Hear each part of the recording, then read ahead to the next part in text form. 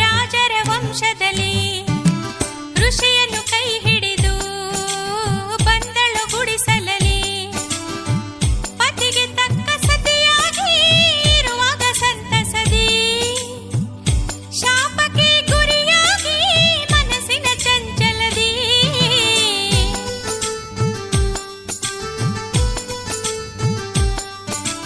ಬೇಡಾಗಿ ಗಂಡನಿಗೆ ತಾ ಹೆತ್ತ ಮಗನಿಂದ ಸತ್ತಿಗೆ ಬದುಕಿದಳೋ ಗಂಡನ ದಯದಿಂದ.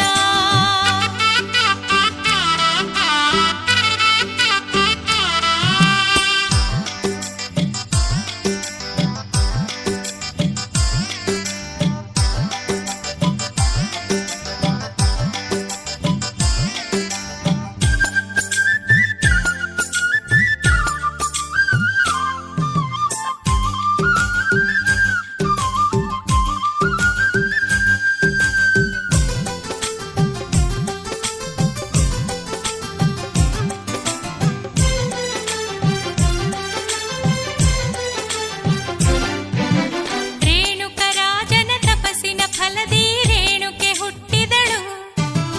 ಅರಮನೆ ಸುಖದಾಗ ಹೆತ್ತವರ ಕಣ್ಣಾಗಿ ಬೆಳೆದಿಗೆ ನಿಂತವಳು. ಸುಖ ಭೋಗ ತಾ ತೊರೆದು ಜಮದಗ್ನಿಯ ಪ್ರೀತಿಸಿ ಕೈ ಹಿಡಿದು ಬಂದವಳು. ಹಾವನ್ನೇ ಸಿಂಬಿ ಮಾಡಿ ಉಸುಕಿನ ಕೊಡವನು ಮಾಡಿ ನೀರನ್ನು ತಂದವಳು. ನದಿಯೊಳಗ ಜಲಕ್ರೀಡೆಯನ್ನು ಆಡೋ ಮತ್ಸ್ಯರ ಕಂಡಳು. ನಿಷ್ಠತೆ ಭ್ರಷ್ಟವಾಗಿ ಚಂಚಲ ಚಿತ್ತಳಾದವಳು.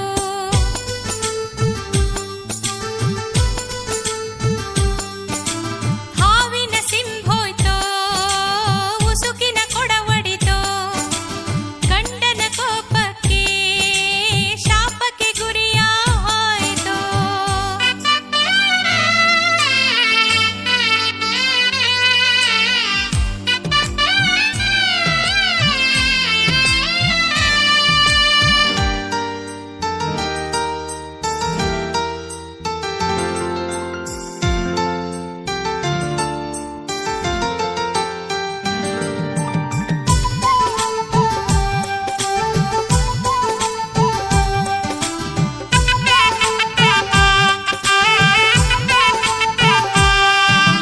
ಶಾಪವ ಹೊತ್ತು ಮೈ ಹುಣ್ಣಾಗಿ ಮನೆಯನ್ನು ತೊರೆದವಳು.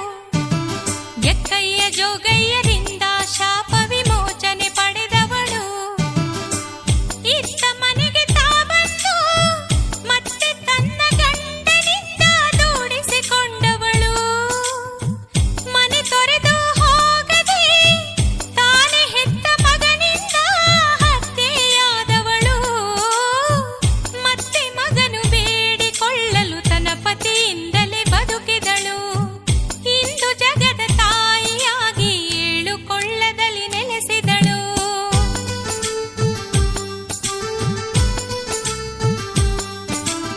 ಎಲ್ಲಮ್ಮ ಹುಟ್ಟಿದಳು ರಾಜರ ವಂಶದಲ್ಲಿ ಋಷಿಯ